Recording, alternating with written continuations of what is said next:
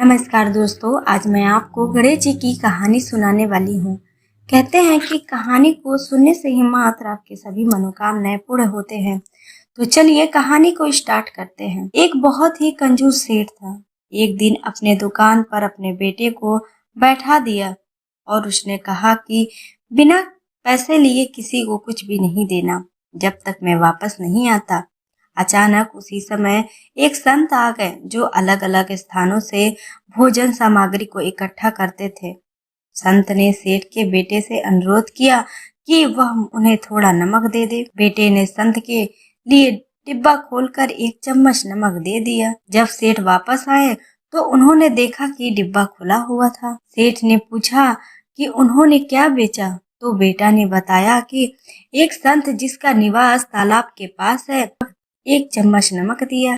इसके बाद सेठ ने संत की ओर बढ़ते हुए कहा, तब तक संत भगवान के भोग को तैयार करके खाने के लिए बैठ चुके थे।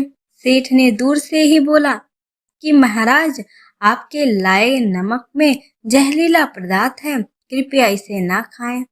संत ने कहा, सेठ जी, मैंने तो नमक को भोजन में मिला दिया और प्रभु को भी भोग लगा दिया, इसलिए अब तो मुझे इसे खाना अनिवार्य है। क्योंकि इस तरह संत के भोजन को प्रसाद मानकर उस संत ने खाना शुरू कर दिया।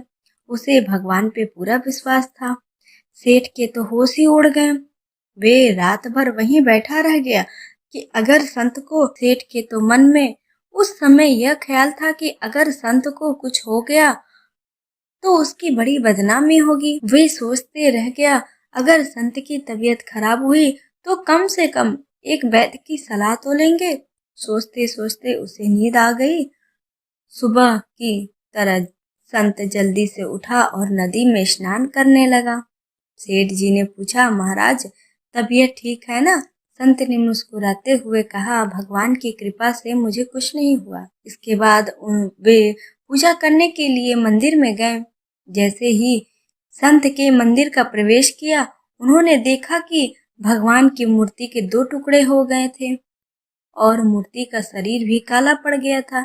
यह दृश्य देखकर सेठ को सब समझ में आ गया कि भक्त के अटल विश्वास के कारण भगवान के भोजन के रूप में वे जहर को स्वयं अपने अवतार में ग्रहण कर लिया और उसे भक्त के रूप में प्रसाद के रूप में स्वीकार किया।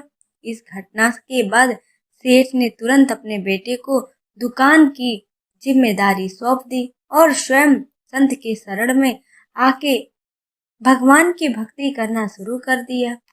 दोस्तों, परमात्मा पर विश्वास हमेशा करना चाहिए। जीवन में निश्चित प्रेम भगवान को करना है।